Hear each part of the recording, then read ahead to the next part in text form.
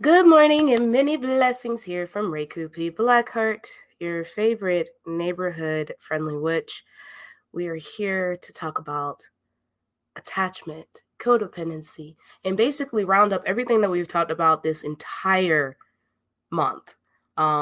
Especially everything that was speculating around, the incident with Will and Jada that has caused me to kind of change everything that I had planned for the month of July. July was supposed to be hobbies and different cosplays and things of that nature because, July is normally con time. So we're usually talking about MetroCon, MegaCon, Comic Con, as well as a lot of other ones that are going on that normally go on in Chicago that I would probably be up there, at the hotel watching people in their cosplays and like, oh, I wish I had those skills to make those kinds of outfits and fangirling over. But we decided this month will be a very good, adequate time to talk about attachment styles, codependencies, and things of that nature, because when it comes down to it, you can be attached to objects as much as you can be attached to a person.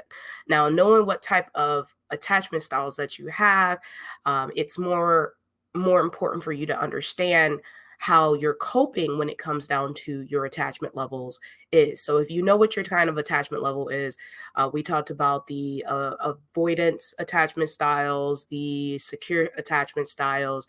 We talked more on a level of, codependency caretakers, and how toxic that behavior trait is when it comes down to people who are codependent caretakers.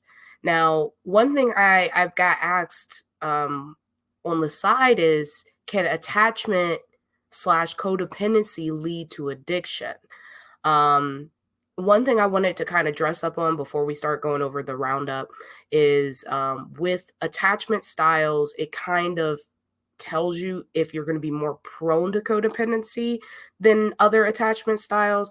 With the ones who are afraid of people leaving them, they tend to be more of a push pull kind of behavior trait when it comes to relationships and commitment and things of that nature. So, like, for me, I have more of an avoidance slash anxiety attachment where I will avoid getting attached to somebody from the fear of either hurting them or losing them. But then at the same time, my anxiety is when they get too close and I finally do let them close, I'm afraid they're going to leave me. So I tend to get really invested in that relationship and kind of put like 120 or 130% in from the fear of losing. And more times than other, it's worse because now they feel like I'm doing too much. Now they're like, why are you doing XYZ? Why are you giving me stuff on my birthday? Why are you, doing a lot more in our relationship? And then with that avoidance or that anxiety attachment style, I'm going to be putting so much more into a relationship, or I'm not that way anymore, not that I'm aware of. I haven't been into a relationship since I've realized my relationship styles and started growing. But in my last relationship, in my marriage, I had a overindulged relationship where he never gave me things, or I wouldn't allow him to give me things, and I would go far and beyond. Like, I would surprise him with movie tickets to go see things that he wanted to go see. I would buy his game before I buy my game. I would, make sure he eat his favorite food even if I may not like it, and stuff like that. Like, and then towards the end of it, when I started growing, I started to come on my own. Mine levels was more of a codependency because those attachment styles are more likely to be codependent than anything. Secure attachment styles, they tend to be like, if you come, if you go, I'm okay. I'm not gonna cry. It is what it is. Like, hey, you were gone. I didn't notice you were gone. Oh, snap. You brought me fries? Cool, awesome. I would love to be on the secure level of attachment styles, but unfortunately, none of my mom's kids. And when I say this strictly, none of my mom's kids are this way. We're not. My mom has definitely conditioned us to be very anxiety attachment. Even my brothers, like if I was to take them, which every time they're like, yeah, yeah, yeah, we want to come see you. But then towards the time it's close for them to come see me, they were like, I don't want to leave mom, this, that, and the other. So it's all of us. It's not just a me thing. It's all my mom's kids. And honestly, you can actually condition your children to have different attachment styles or to mirror your attachment style because of how you raise them.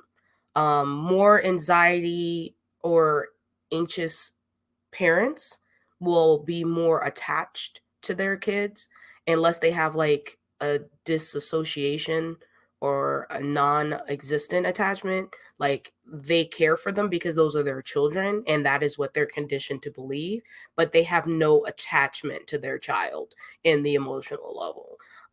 A lot more of mothers who have PTSD, I'm sorry, not PTSD, but postpartum depression, tend to have that kind of attachment style to their kids where they don't have a real attachment, like this is not my child, attachment thing. Like that, I saw that child leave my body, I held it, I had it on me, that skin to skin contact, but nah, that's not mine. Um, Codependency. Let's talk about it on my personal level. My codependency does stem from my attachment style. It stemmed from the anxious attachment style. I didn't become avoidant until I was about 14. But I can tell you, I was very anxious. I was fearful of being left. I was fearful of abandoning people. I would stay in situations that was not healthy for me. Um, and that's the reason why a lot of people were like, why did you stay in your mom's environment, that toxic environment, so long? And I couldn't honestly give them a straight answer. I just kept feeling like I was taking care of my mother. I was the one, you know, protecting her and my brother. And if I would have left, bad things would have happened to them, which I lived with that guilt for a long time because honestly, I don't sugarcoat it. After I left, my mom had two more boys. Um, I still love them the same, even if I really didn't grow up with them. But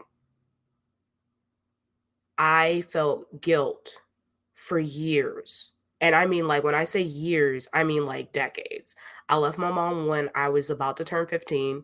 Um, if she let her tell it, I left. I honestly got kicked out. I'm not gonna lie. I got kicked out and told not to come back. And then for like months, almost a year, I was being told to come back. That I was only supposed to stay for the summer. I was not supposed to stay indefinitely. But like I said, let her tell it. It's totally different. It's really not that. Um, I sat here and I became more avoidant after that. Like when I moved in with my dad, I was more avoidant. I was conditioned to believe that my dad never wanted us. I can honestly tell you guys, like my sister, who's my producer and my manager now, if you would have met me at the time that I met her, we hated each other. I thought this girl was coming to steal my dad from me, even if I really didn't feel like my dad was my dad because my mom had me believe my dad didn't care about us. But I hated my sister. I ain't gonna lie. I hated her.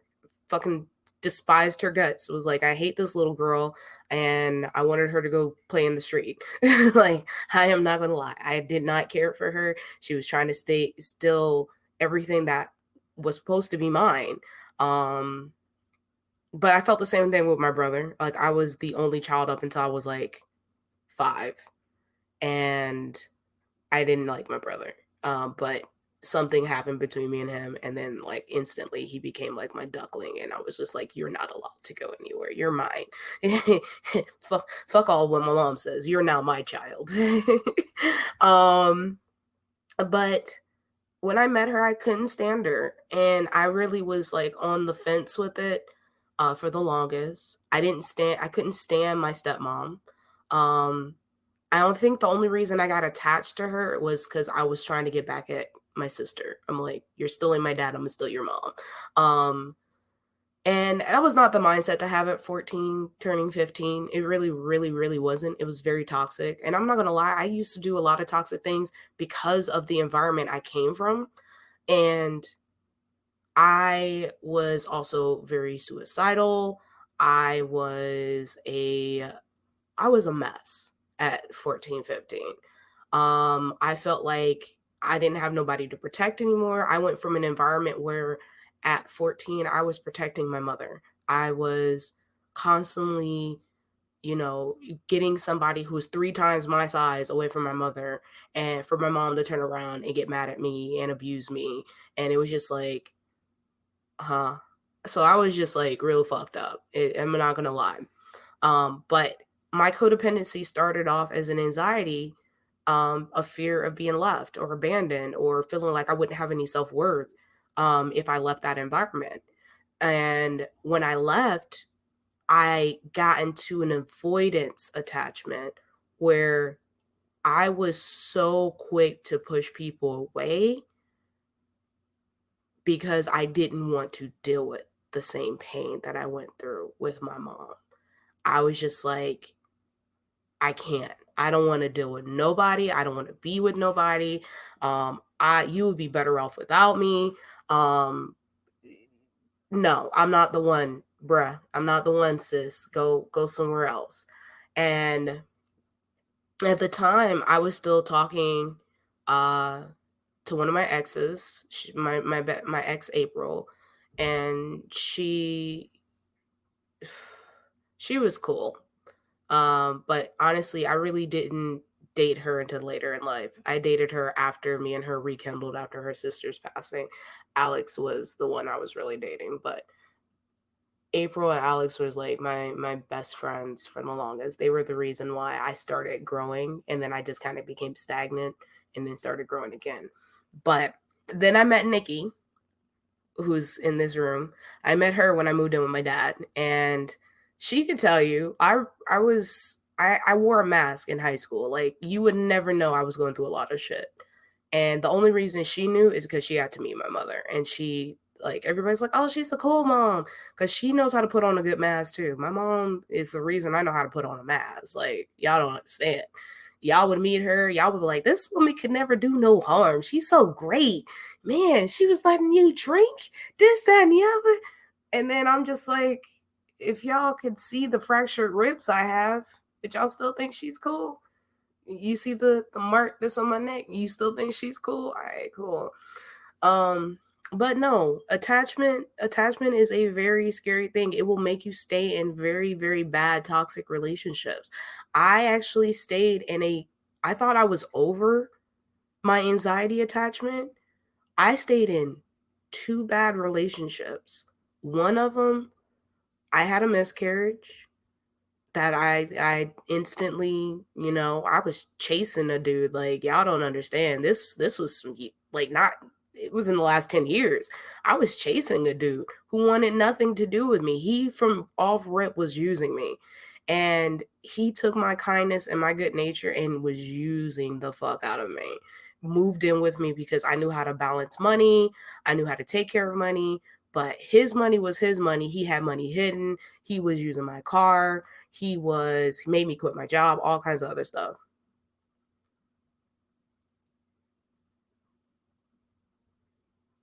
Yeah, I know. You kept trying to coax me to stay at your house with mom and auntie for like the longest. I was like, I can't stay here. My mom wants me back and this, that, and the other. Like, it was weird because I moved back in with my mom briefly, involuntarily. So yeah.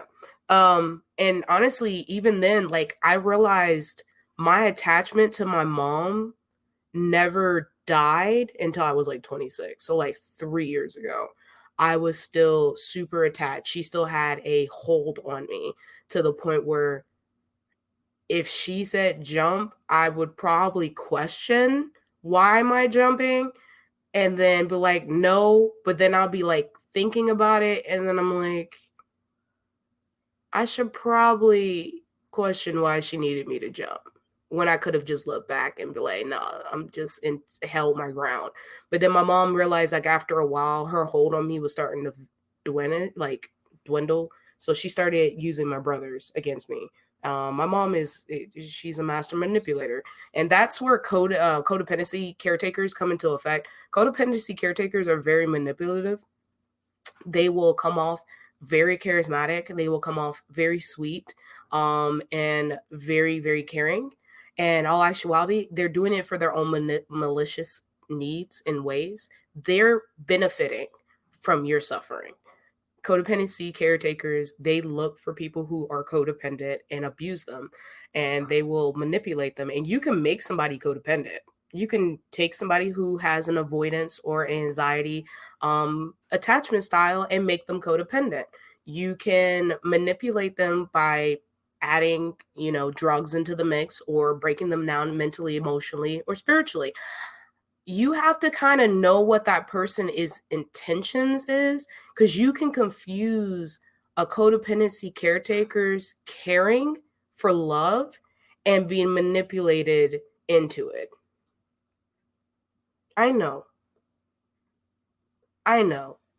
I know. But then when I moved in with my dad, you were happy, and like I permanently moved in with my dad, and that's just it. So I wasn't about to go back into that. I mean, it is what it is.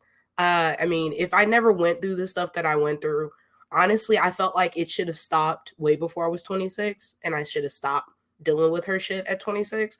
But I let her mentally and spiritually continuously have a hold on me. Like I let my anxiety triggers from her control me, and that's where my problem was with that. And I mean, like, honestly, I'm getting a lot better. If she was to sit here and tell me, I never asked for this, I'm like, why are we still bringing up the past? Like, I'm so quick with it now. It's getting better. It's because I'm learning the cycles. Most people who are codependent don't get out of these holes. I'm gonna let y'all know that. And to get out of this type of hold is a very stressful and very painful process to go through, because you have to rewrite everything that is wired in you as a person, your attachment styles, your coping styles, your you know different levels of how you handle attachment and what you consider love.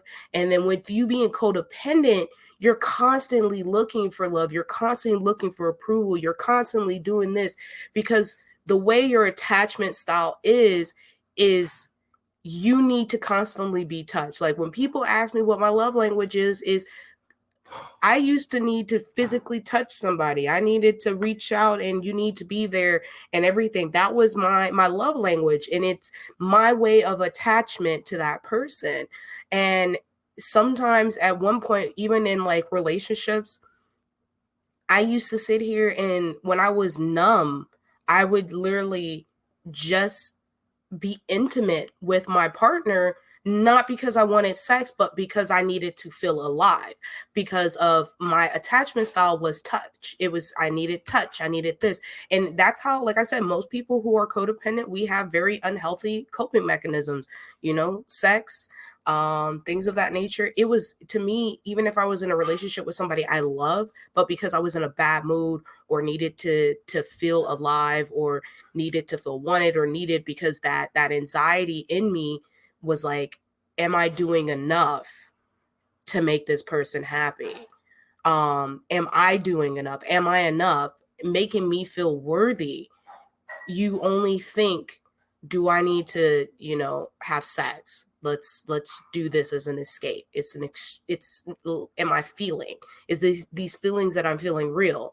Like it was kind of like a anchor to bring me back. And I mean, honestly, like now I'm good. I mean, I've gone so long without it. Um, and I'm happy. I mean, honestly, it's still tough. I'm not gonna say that being a person who's codependent is ever gonna be an easy path, because I may trickle back down to codependency. And when I say codependency, I'm not talking like drugs or anything. I mean like on a physical level of needing somebody constantly there. I had to become, in a way, codependent on myself versus seeking from other people. But even with me, I'm weird. It's like that anxiety in me is like, I don't ever want people to leave, but the avoidance in me is like, I want to depend on people, but I don't want people to see the shit that I'm going through and then want to run away.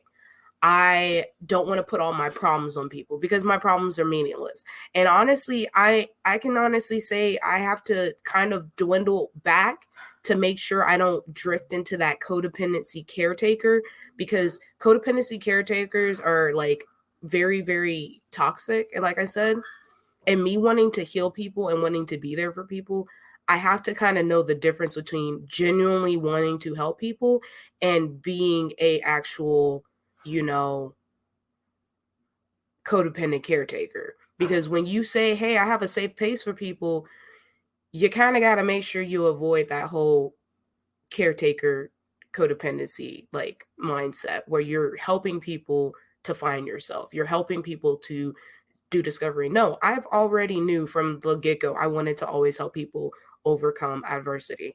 I am not going to sit here and sway you. I'm not going to sit here and do anything. I'm going to be a listening ear. I'm not going to manipulate you because I know how it feels to be manipulated, and damn sure not going to do that to nobody else. But a lot of people who are codependent, who get out of that codependency, want to automatically become codependency caretakers when they're quote unquote trying to help people, and they don't know the difference, and they don't realize that the same things that's been going on with them, they do back onto others, and they project it onto others. So when I tell people like, hey, I'm humble, and I'm not saying that I haven't done it. I've caught myself doing it, like when I first started this whole self-growth and wanting to help people, where I was literally kind of showing signs of codependency caretaker. Like, I'm finding myself in you by helping you, and I don't need to be doing that. It took a lot of me getting out of my own self and realizing that I'm doing this because I really want to help people. I'm doing it not to find myself, because I already found myself. I'm naturally a mother figure. I am naturally a person who wants to help people. I naturally want people to grow and flourish and be great and heal, and ask them, have you stayed hydrated? Have you, done everything you needed to do? But it's a matter of realizing my style and catching myself, because like I said, a lot of people who are codependent, who get into that whole caretaker phase, go into codependency caretaking, and it can get real messy real quick. Now, that's why I had a problem with the whole thing with Jada saying she used her codependency. Um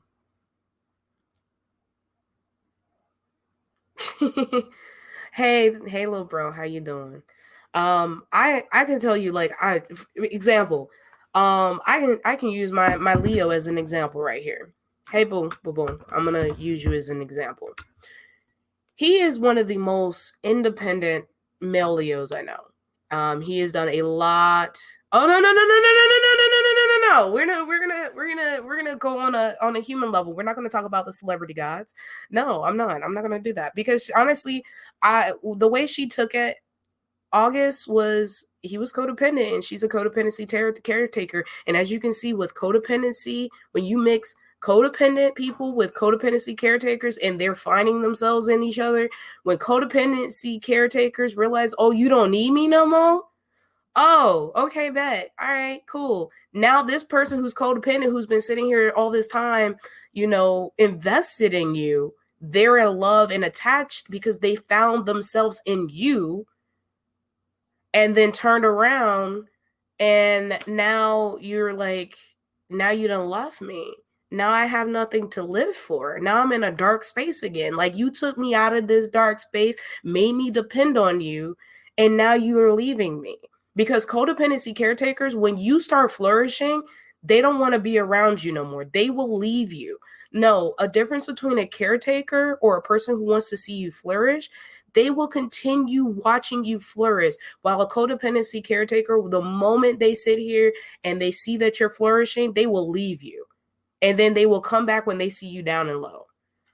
That's the problem I have with codependency caretaker. They have no genuine wants or needs to see you actually flourish. They want to build you up enough to get the self satisfaction and gratification, and then turn around when they got everything they need from you and you seem like you're doing well. They're gonna leave, and then they're gonna make you feel bad to drag you back down. And then when you're back down and low, then they're gonna be like, "Hey, baby, come here. I know. It's okay. I love you. It's all right. I'm here for you. I'm here. Mama's here." No, that's not what you're supposed to do as a human. And there's a lot of codependency caretakers who are there like that.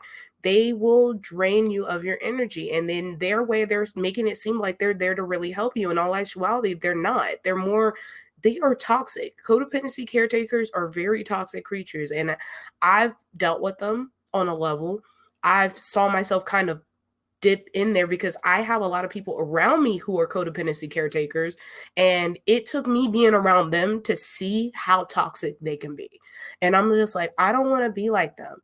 If I legit go into the form of wanting to help people and help people grow from codependency attachment styles or that, I'm like no, no, no, no, no. I don't want to be like that. If I'm going to help you, I'm going to give you the tools to succeed. I'm not going to sit here and baby you. I'm not going to hold your hand, because codependency caretakers, they will baby you.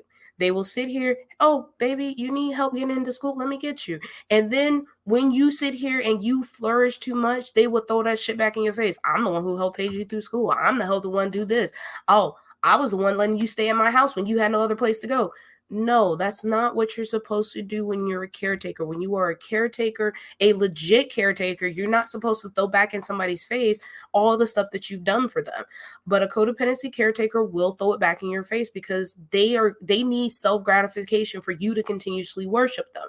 It is a literally a hero complex in a sense when it comes down to it. Some people will purposely sit here and some what was that, those nurses that were literally sitting here killing people or bringing people to the brink of death to basically heal them back?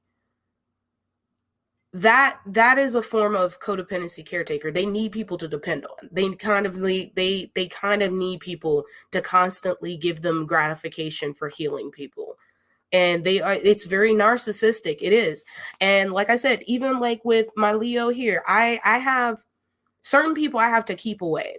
There's certain people where when they are in that whole, oh, they're in the past, Google it. Again, I watch a lot of serial killer documentaries. There were some nurses who would literally like bring children to the edge of death, and then once they start getting close to flatline, try to bring them back. A lot of those children did not make it. A lot of those nurses lost their degrees, went to jail for it. A lot of them, and it is a narcissistic thing. It is a form of, like I said, codependency caretaking to the extreme. But it is a very, very, very bad habit to have. I can tell you like this. I have a friend. Um, she is, and when she's good, she's good. When she's not, she's not. Um, she is a very codependent caretaker, but then she's becoming more codependent because now she's starting to realize that she doesn't have people to depend on. And then when she realized that things weren't working that way, now she's depending on other people. But sometimes you kind of gotta cut those things. Yeah, she's both. You know who I'm talking about. I can tell this person all day the truth. And because her perception, and a lot of people who are codependent, they don't have the best perception. They tend to be very, I see things the way I see it. I don't see how it could be in black and white. You could paint the picture. You can do all kinds of this other stuff. And you can tell them, like you can show them, like, "Hey, look, this person say they love you. They will always love you." No, no, no, no, no, no, no. They don't love me. They were just using me. Excuse me, can you please tell this person that you love them? Yeah, I love her. Oh, so you're just telling me this because you want to make me feel no, no, no. They are telling you we are people. Like, I can tell you from a level that I'm a person, I will never tell you I love you if I don't feel it. I will never tell you I love you if I don't feel it. And I'm not going to waste my energy because I know how sacred love is. And I've gone through different people's versions of love. So I don't sit here and tell you something that I don't mean. And I'm not the type of person to tell you things to make you feel better. I tell you exactly as it is. I'm one of those people that love to me is sacred because I never really grew up. I grew up around it up until a point, but I don't really remember anything before 7. Everything after 7 is like what I remember. And then there's a brief moment, I don't forgot some other shit, but my level of looking at what love is never been correct. So I don't ever tell nobody I love them if I don't feel it. I don't, even if it's just to the point where it may be a platonic love. There's a lot of friends that I have loved, a lot of them, but and at the same time, I'm not the type of person to do that. And I mean, like this person in particular, she thought I was trying to screw and take away her boyfriend. And I'm like, why? Why would I do that? Like, I'm literally chasing someone else because I'm pregnant with their child. Why would I want what you got? Like, it's an insecurity thing. Honestly, a lot of people who are codependent have insecurities. Even the codependency caretakers, they have a lot of insecurities. That's the reason they are caretakers. They have to get their security from knowing that they're taking care and providing for someone else. And I'm like, I need you to think past go. Like I always tell people, I need you to think past go. Don't collect $200. Don't go straight to jail. But I need you to think past go. Like, what logic would that be for me to sleep around with somebody that you're with in our apartment that we share together? Like that makes no sense. Like I care for you, not enough to like want to hurt. Like I don't want to hurt you, and I don't want to like that's messy. That's drama. That's like it's too much. And she knew like for me, I never like I don't like eating where I shit in a sense. So I don't mess with people I work with. Like I'll talk to people like after we not working in the same company together if I like you. But other than that, I don't eat where I shit. Like I don't care. And honestly, I always thought of this person as like my little brother. I still think of this person as my little brother. It is what it is. Even to this day, she was like, "Oh, you went to London across the pond and you saw him. Did y'all?" I was like, "He got a whole girlfriend. Like, I'm gonna need you to chill. Like, he's still like my little brother. I need you to, it is what it is." But I still love her. I mean, it is a back and forth. It is. And because of her, I've realized she was part of the reason I realized I started going into that codependency caretaker phase. Because when it came to her, I became more of a codependent caretaker. But everybody else, it's just straight up caretaker. But like with her, it was because like I had to match her energy. And I really realized I can't keep matching energy like that because it was starting to dabble into like legit me trying to care for other people. So it's hard. It's very hard. It's kind of hard to deal with people who are codependent caretakers and codependent because again, their perception is completely fucked up. And I can say, yes, my perception is fucked up sometimes. You can tell me you love me, you can tell me I'm pretty, and I'm like, nah, I'm a bridge troll. It's cool. It's all right. Nah, I'm a fairy. Nah, I'm this. And it is what it is. And I mean, some people who are codependent tend to dabble into drugs. We tend to have addictions of some level, whether it's sex, whether it's drugs, whether it's constantly want to help people. It's a form of feeling needed and wanted. It's a high that we get from these things, especially codependency caretakers. They tend to get that high from helping people and feeling that gratification from helping people. It is very, very, very hard to distinguish between the two. It's subtle if you can see it, And I'm a people watcher. So I watch a lot of people and see how they handle things. And that's how I can kind of tell the difference between somebody who is really, really, really a caretaker versus somebody who is a codependency caretaker. And I try my best. Oh, thank you. I try my best to stay on a level of, are you doing this because you actually care about me? Or are you doing this because you are just wanting gratification for yourself? Are you sitting here wanting to go ahead and, help me because you really want to? It took me a lot of patience, a lot of meditation to figure out, do I want to help people for myself, or do I want to help people because I literally legitimately care?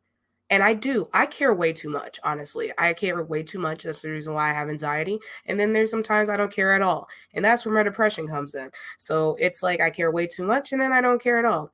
And it takes a lot. It's one of those things where I listen to people and I don't just listen and then like zone out in the back of my head. I legit listen to what's going on in your story. I legit listen to what's going on in your life. And I ask, like, at this point, I've learned to ask, like, hey, do you want my advice on the situation?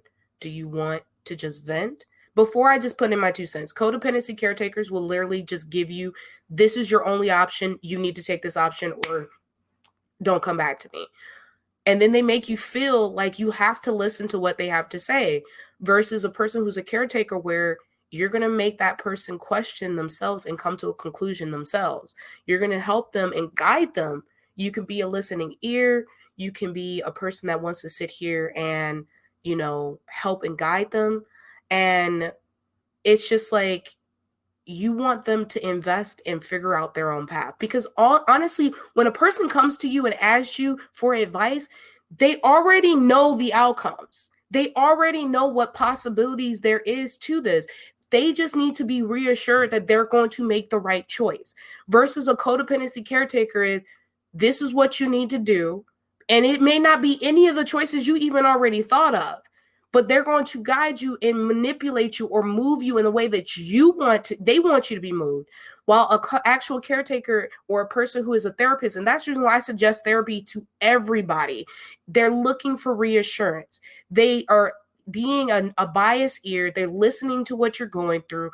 They know you already have outcome ideas in your head, and they're going to sit here and say, you know what do you feel like you should do? What outcomes have you came to? What do you feel like may be the case? And all they're going to do is they're going to reassure you and take good care of you and make sure to take care of yourself. Why a codependency person is going to lead you in the direction that they want so they can still have a hold on you. Again, that is a form of narcissistic. There's a form of toxicity. You have to understand that when a person legitimately cares about you, they are going to go out of the way and take your hand, and like, they're not going to guide you through life. They're going to follow you on your path. They're going to sit here and take a couple steps back, watch you grow and flourish, let you make your own decisions, while a codependency caretaker is like, no, you got to take this path over to the right. So it's one of those things that I have to stress with people, that it is a very, very, very hard differential when it comes down to it. Because some people don't realize some of them friends that they have are very toxic. Some of them friends are very codependent. They live through them. It's so bad. I don't have one anymore, but I can tell you I have a friend through by proxy, through my sister. She calls my sister and stays on the phone for 3 to 4 hours. Just talking. I tried to talk to this girl about it. She sat here and got mad because her friend is in a long distance relationship. And when she's with her boyfriend in that state, she don't hear from her.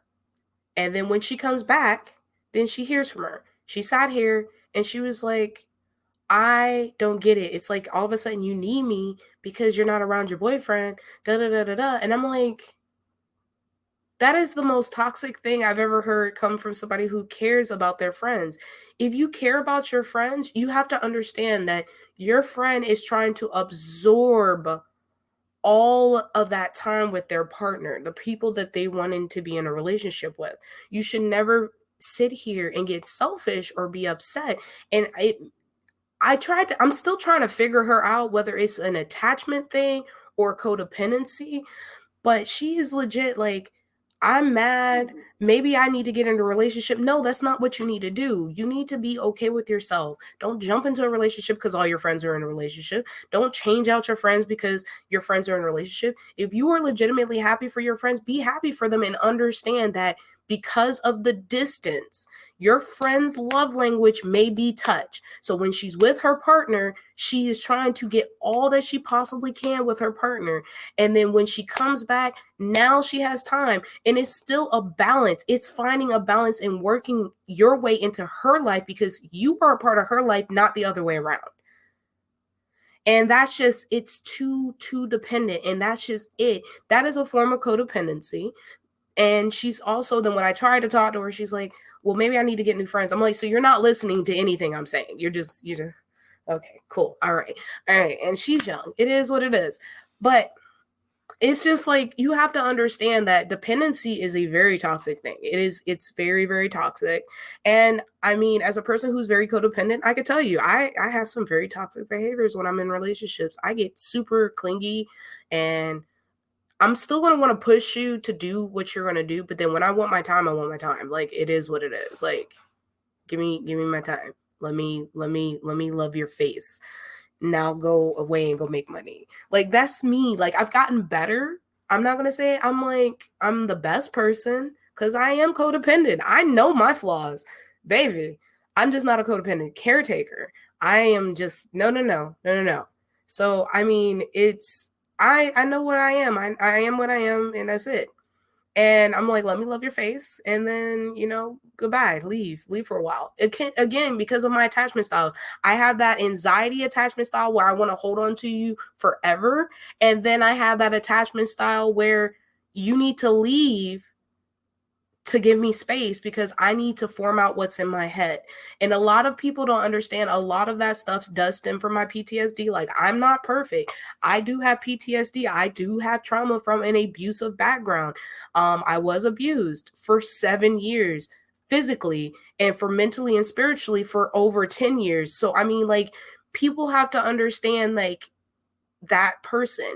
Everybody's different. Everybody's attachment style is different. And when you realize what your own attachment style is, then you can kind of see your partner's attachment styles, how to handle your partner, how to have a healthy and coping relationship, because you may be attached to somebody or get attached to somebody who has an avoidant attachment style or a secure attachment style where they can leave you for weeks or on end and be good. And then realize that with certain attachment styles, they don't bond well. Like I said, most people who have anxiety attachment styles, they're going to constantly feel like their partners are going to leave each other, and y'all are both like sitting here like, is he going to leave me, is she going to leave me, back and forth, back and forth, back and forth. It's a mental state, yes, but your attachment style is something that has been instilled in you from birth, from growing up as a kid.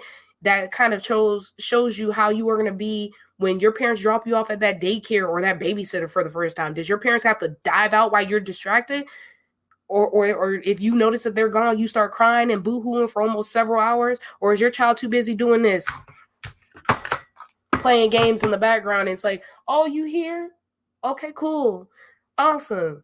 I was one of those kids that you left me in a room because my mom used to sit here and leave me in the room crying in my crib, crying for hours and just staring at the door because she would shut the door on me and let me cry. My dad told me this. This is the only reason I know. He was like, yeah, your mom would literally said, I changed her diaper. I fed her. She's been burped. I don't know what she want. I picked her up. So I left her in the room and let her cry. And I'm sitting here crying. My dad wanted to go in there and see what's going on with me. And that's just it. Everybody has an overthinking problem.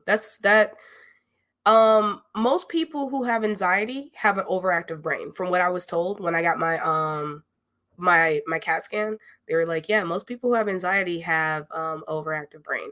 So it is what it is. I'm overly thinking of the future all the time. all the time. The future, the present, the past, and then depression is constantly thinking of the past, which I'm gotten a lot better. I'm actually very, very good now. I've learned my cycles. I learned how to figure out when I'm about to get into an anxiety cycle and when I'm about to get into a depressed cycle. So it has been very, very good recently. So I'm happy about that. But knowing what your attachment styles is, it's one of those things. It's going to take time.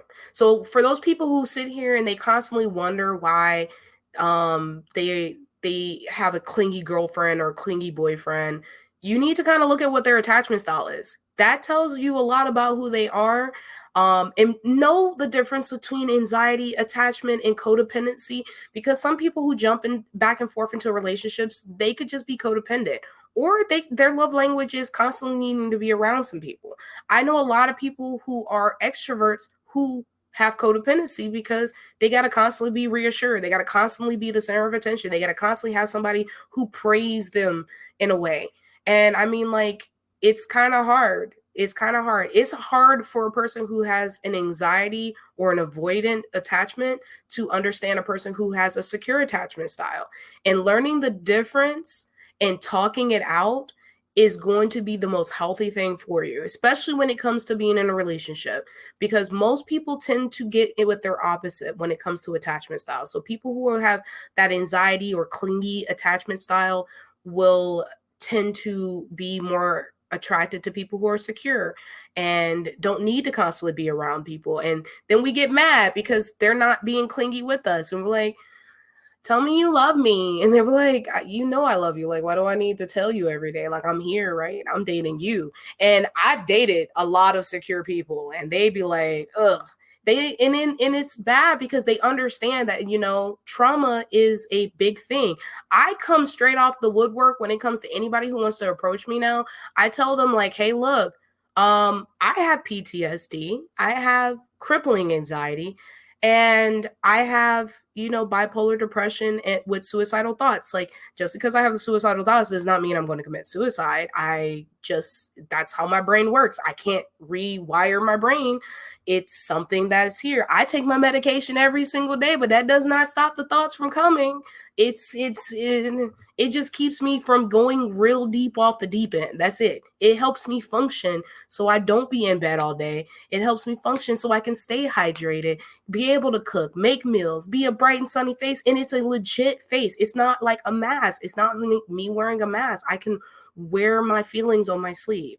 And when it comes to that avoidant attachment style in me, it makes me scared to open that dark part of myself to people I want to be intimate with, because I'm afraid that the moment I say all this stuff or word vomit who I am as a person, I feel like they're going to leave.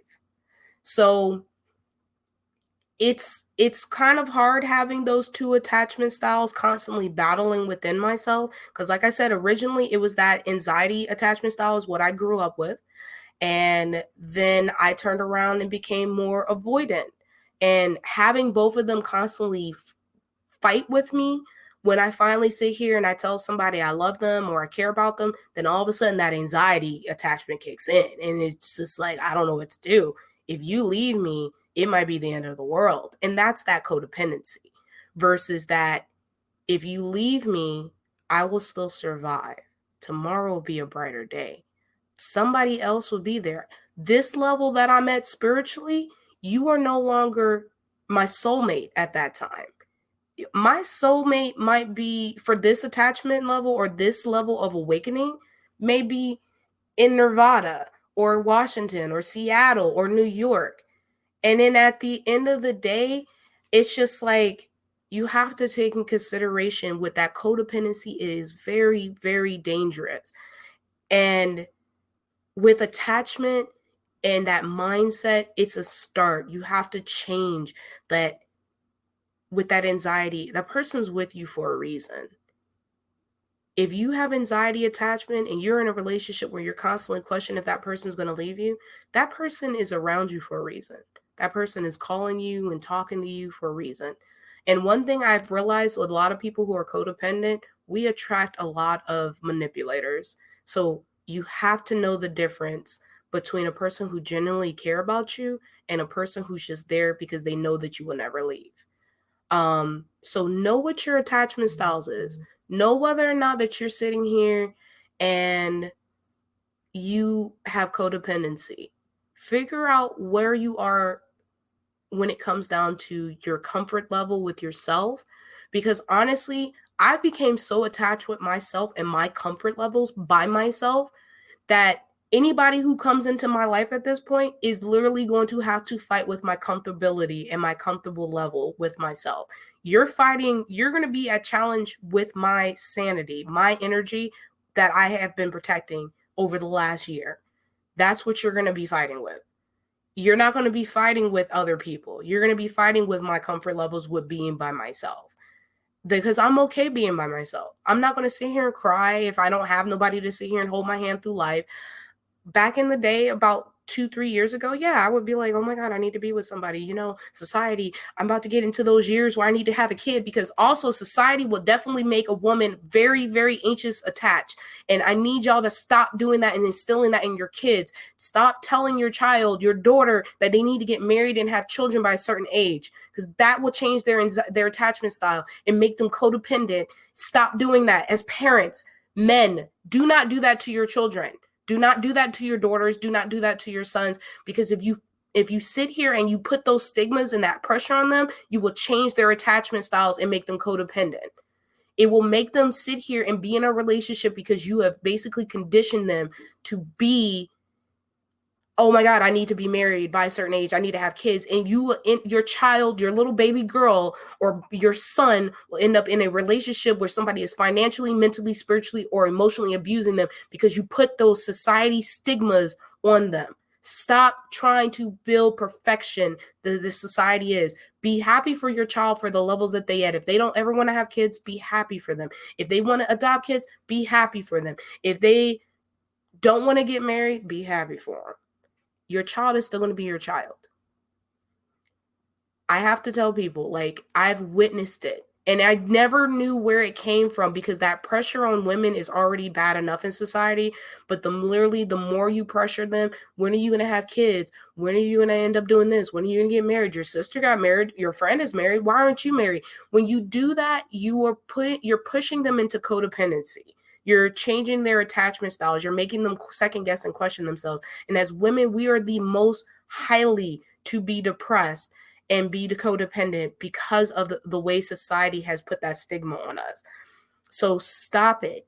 When you get married and have kids, let them do it on their time. Be proud of them at any level, because women tend to be the most ones who have that anxiety attachment and codependency and become codependency caretakers. It is mainly women. Men tend to be more in the level of codependency than codependency caretakers. And then there's a lot of men who are out there who are manipulators, who can see codependent women and codependent men, and they will use and abuse them because they know that they can do XYZ and they will still be there in their corner. So please, one thing you can do to help end codependency is stop putting those stigmas on our generation and let them be happy and live flourishly the way that they need to. I want people to understand that being codependent is hard enough, but then having society's labels and stigmas is the worst. I'm going to be ending this episode soon because I got a lot of other things I got to do though. But I want everybody to understand your attachment levels. Do research. Do not be okay. If you ever question why a person's doing what they're doing, research it. Just remember, it is okay to not be okay. It is okay to be perfectly imperfect. Stay hydrated. Please stay blessed. I love you guys. Thank you for tuning in. And remember, next Sunday Detox, 12 o'clock, I will be back. Stay blessed.